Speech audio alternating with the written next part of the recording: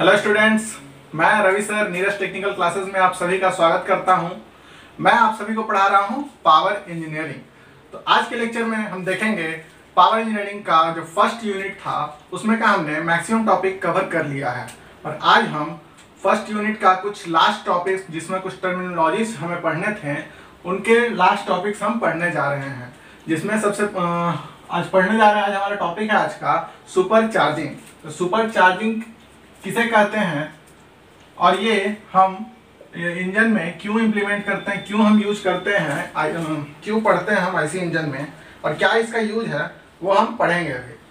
तो चलिए पढ़ते हैं क्या सुपर चार्जिंग क्या है। जैसा कि आप सभी ने देखा होगा कि हमारा इंजन जो होता है आईसी इंजन वो 4 प्रोसेसेस में वर्क करता है, जिसमें हमारा होता था सक्शन, कंप्रेशन, एक्सपेंशन और exhaust. Suction, compression, expansion and exhaust.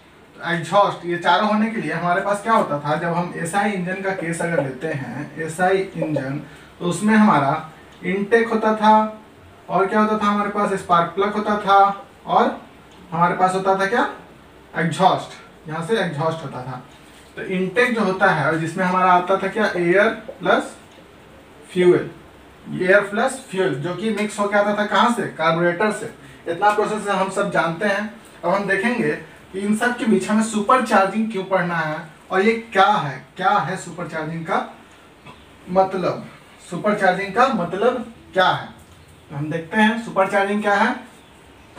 यहाँ हमें एक सिंपल सा डिफिनेशन लिखा है कि it is a process of increasing the mass और density of air fuel mixture और air fuel mixture in SI engine and air which is in CI engine induced into the engine cylinder. यानी कि engine cylinder के अंदर जो हम intake लेते हैं, या तो वो एयर प्लस फ्यूल का मिक्सचर या फिर एयर, वो जो लेते हैं उसकी हम डेंसिटी को इंक्रीज कर रहे हैं। ऐसा क्यों कर रहे हैं भाई, क्यों हम डायरेक्ट एयर नहीं ले सकते हैं, ऐसा क्यों कर रहे हैं?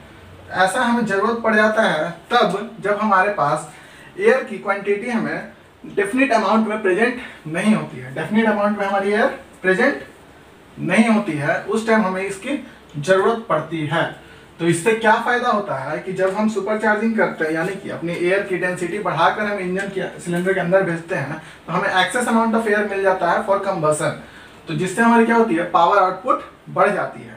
तो हम देखते हैं इसमें प्रोसेस, इसकी मेनली जो जरूरत पड़ती है हमें वो कहाँ पड़ती है, पहले देखते हैं कि ये होता कैसे। This is usually done with the help of compressor. ये हम करते हैं किस चीज की मदद से, कंप्रेसर की मदद से। ये जो हम सुपर चार्जिंग करते हैं वो हम कंप्रेसर की मदद से करते हैं। तो कंप्रेसर की मदद से करते हैं। कैसे करते हैं भाई, कंप्रेसर क्या करता है, हमारा कंप्रेसर का काम क्या होता है, किसी भी चीज को कंप्रेस करना, यानी कि उसकी डेंसिटी को राइज कर देना। किसी भी चीज को कंप्रेस करना मतलब क्या हुआ, उसकी डेंसिटी को राइज कर देना।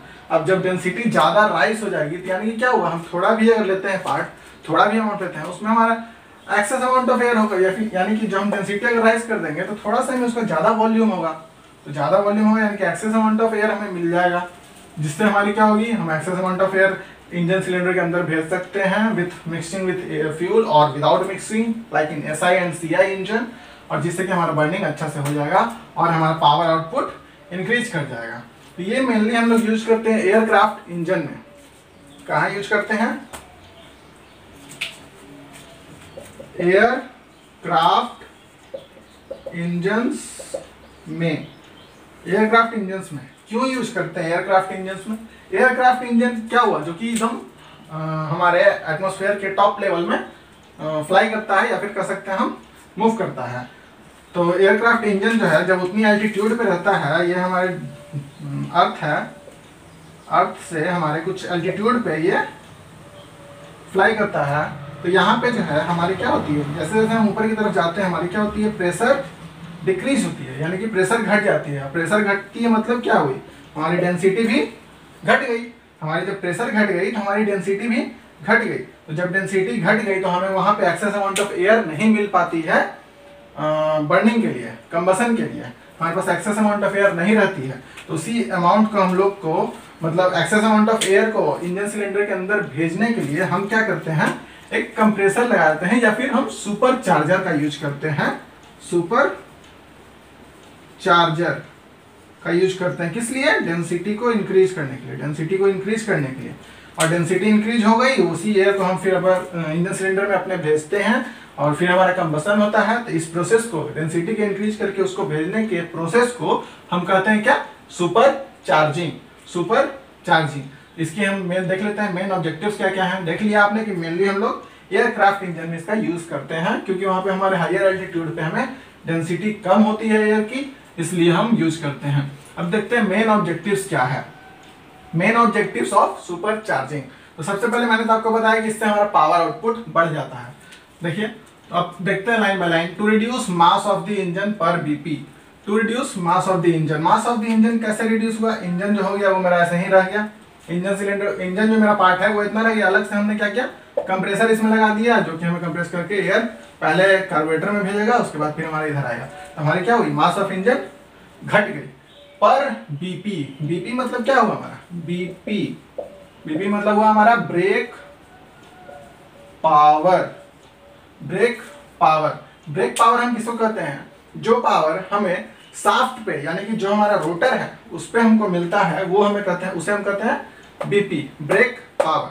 तो ब्रेक पावर उसे हम कहते हैं। ब्रेक पावर के बारे में हम फर्दर डिस्कशन करेंगे हमारे नेक्स्ट यूनिट में, जिसमें हम पूरी तरह से हम जितने भी तरह का पावर होते हैं आईसी इंजन में उन सभी के बारे में पढ़ेंगे, उन सभी इफिशियंसीज के बारे में पढ़ेंगे, सभी चीज के बारे में हम नेक्स्ट यूनिट में पढ़ेंगे। तो अभी के लिए आप जान लीजिए कि ब्रेक पावर जो है, जो हमें शाफ्ट के पास, जो रोटर के पास हमें जो यूजफुल पावर्स मिलते हैं उसे हम कहते हैं ब्रेक पावर। तो क्या बोला मैंने, पहला पॉइंट कि to reduce mass of the engine पर बीपी, यानी कि पर बीपी पे मास ऑफ द इंजन को रिड्यूस कर देता है। To reduce space occupied by the engine, जैसा कि मैंने बताया space occupied by the engine reduce कर देता है। फिर क्या है, मैंने आपको एग्जांपल क्या बताया था एयरक्राफ्ट का, तो देखिए यहाँ to maintain power of aircraft engine at high altitude where less oxygen is available for combustion.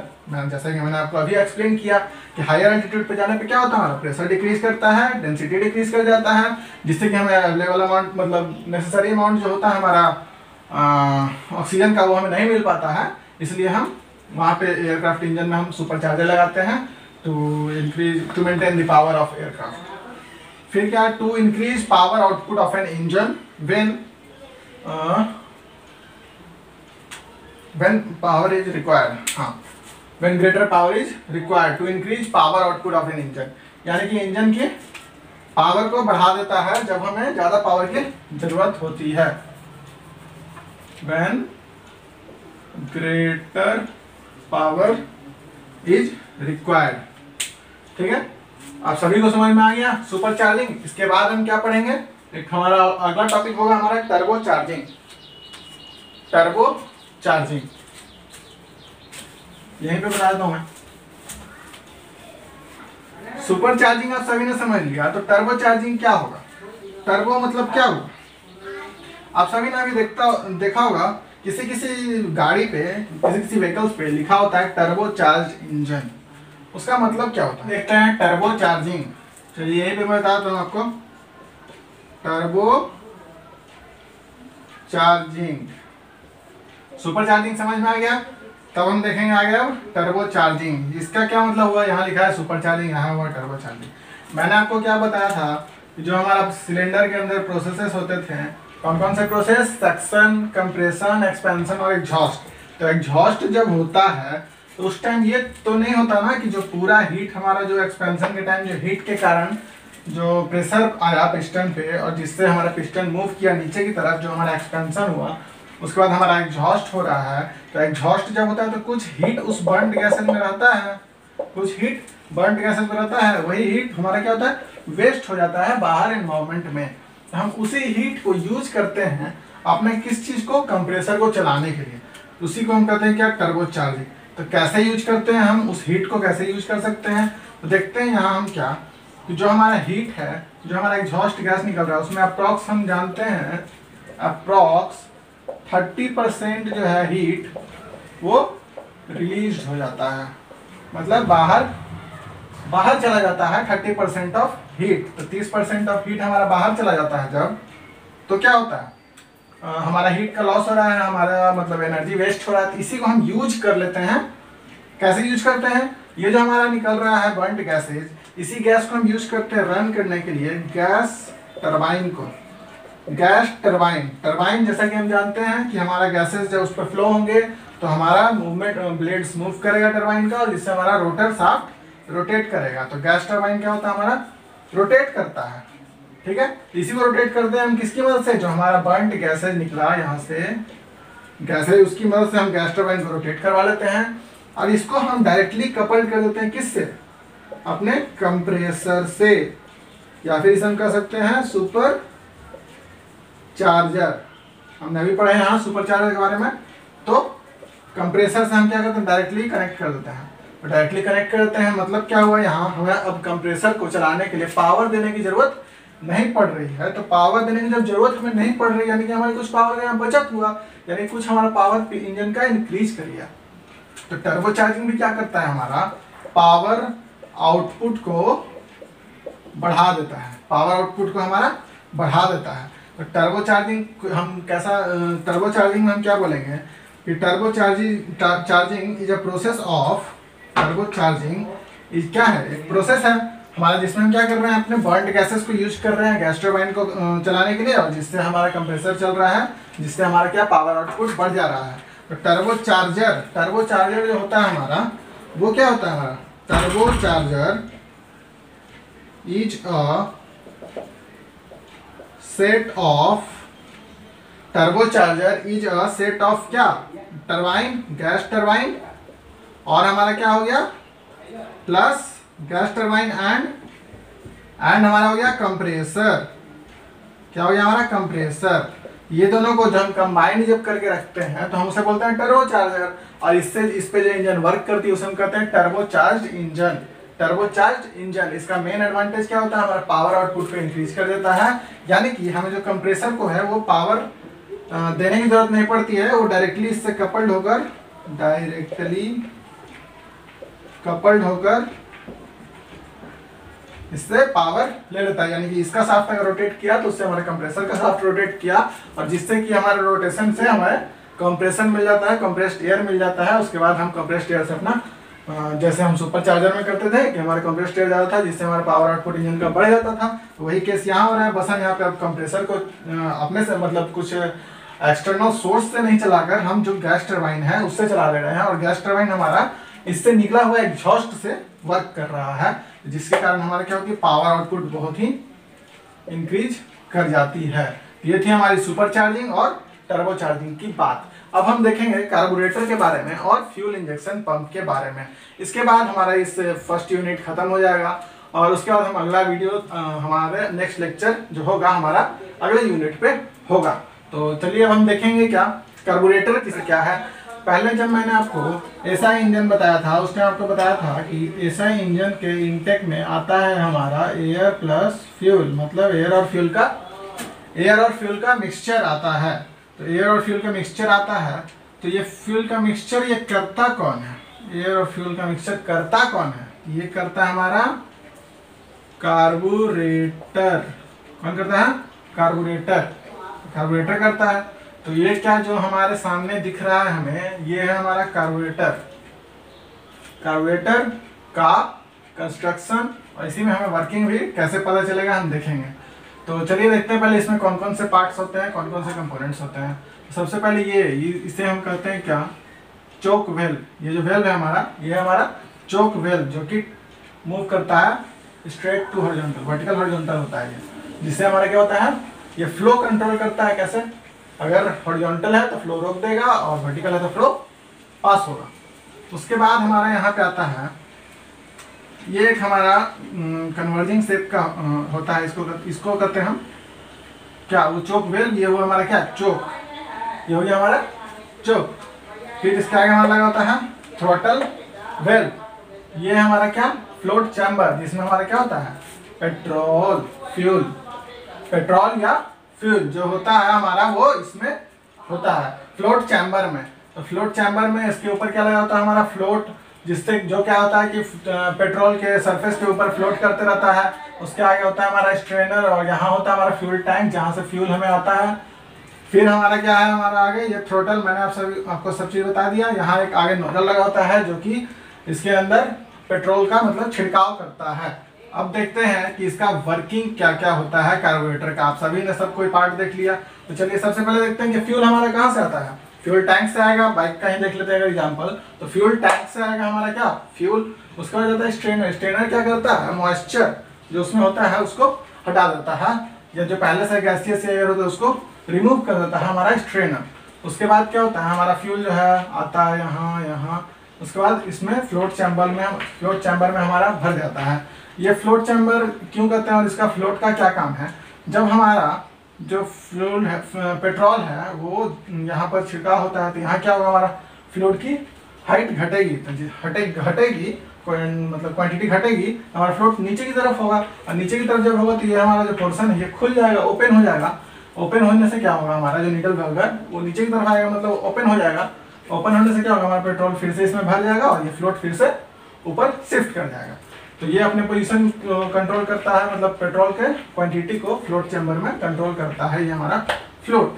तो क्या होता है, उसके बाद यहाँ से हमारा जो आता है फ्यूल, वो यहाँ से स्प्रिंकल होता है। ठीक है, तो यहाँ पे क्यों स्प्रिंकल होता है, तो देख लेते हैं। इसमें क्या होता है, एयर और फ्यूल की। तो हमने बात की अभी सिर्फ फ्यूल इधर से आया, अब बात करते हैं कि एयर किधर से आएगा। एयर आता है हमारे गाड़ी में एक लगा होता है हमारा क्या, एयर फिल्टर लगा होता है। एयर फिल्टर से एयर निकल के आता है हमारा यहाँ चोक वेल्व के पास। तो चोक वेल्व क्या करता है, उसके सप्लाई को कंट्रोल करता है कि कितना एयर भेजना है कितना नहीं भेजना है। तो एयर के सप्लाई को वहां से भेजा, यानी कि एयर चोक वेल्व से क्रॉस करते हुए इधर आया। यहाँ आने के बाद क्या हुआ, ये कुछ हमारा कन्वर्जिंग शेप है, कन्वर्जिंग शेप। तो मैं आपको बताना चाहूंगा कि जब हम कन्वर्जिंग शेप की बात करते हैं, जब हम कन्वर्जिंग शेप की बात करते हैं तो हमारा क्या होता है, वेलोसिटी बढ़ जाता है, प्रेशर घट जाता है। वेलोसिटी बढ़ जाता है और प्रेशर हमारा घट जाता है। तो जब वेलोसिटी बढ़ गया, हमारा प्रेशर घट गया, तो यहाँ पे क्या होगा, हमारा प्रेशर जब घट गया तो उस यहाँ पे आने के बाद मेरा प्रेशर रिड्यूस हो गया। तो वहाँ पे हम क्या कर सकते हैं, जो ये हमारा नोजल लगा होता है, ये जो पार्ट है हमारा नोजल का, उसमें यहाँ पे जब प्रेशर रिड्यूस हो गया तो वहाँ पे हम क्या करते हैं कि एयर सब में फ्यूल का छिड़काव करते हैं, और जो कि हमारे फ्यूल एयर मिक्सचर यहाँ पे अच्छी तरह से एकदम करेक्ट वे में हो जाता है, जितना होना चाहिए सफिशिएंट वे में हो जाता है एयर फ्यूल मिक्सचर।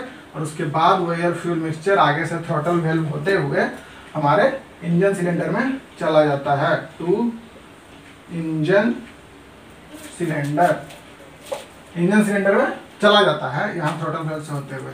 हमारा जो एक्सीलरेटर पेडल होता है, एक्सीलरेटर जो हम लोग देते हैं, एक्सेलरेटर जो हम लोग देते हैं बाइक में थ्रू हैंडल और कार में थ्रू फुट पैडल।